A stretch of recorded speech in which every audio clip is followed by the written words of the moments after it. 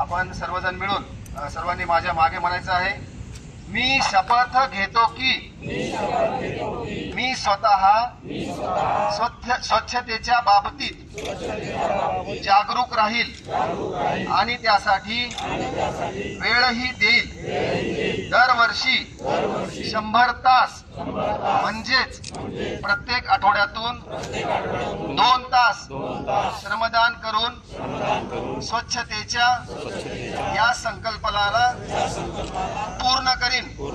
मी स्वतः घाण करणार नाही आणि दुसऱ्यालाही घाण करू देणार नाही।